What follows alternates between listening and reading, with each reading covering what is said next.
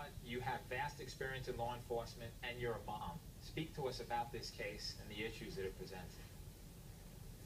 You know, my heart breaks for the mothers who've lost their children, so let me first extend my condolences. In terms of the Tamir shooting, you know, I said the last thing when we were together about the tactics that led up to the shooting. And when we look at the tactics that those officers used, outrageous.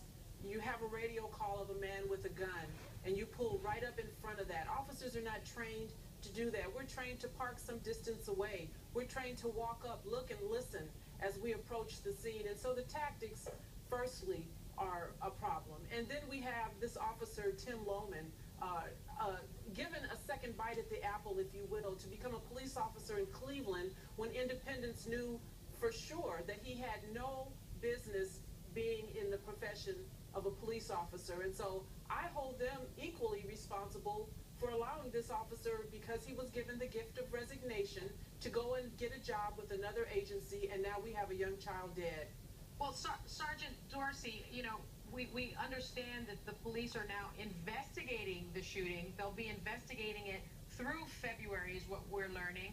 What would it take to get an indictment here? Because what you're telling us is they clearly acted outside the scope of their training, according to your training and your feel of policing.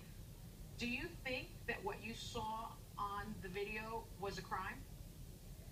Absolutely. It was outrageous. And so to allow then this police department to police themselves is problematic for me, because what I know happens is that they are circling the wagons as we speak, and they are trying to make this thing that is unreasonable right.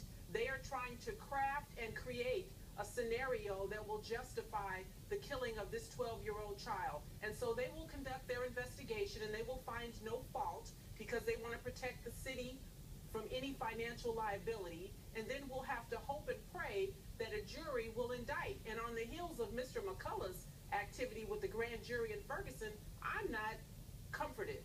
Well, Walter Madison, let me just ask you, because if there's not an indictment, and I know you're expressing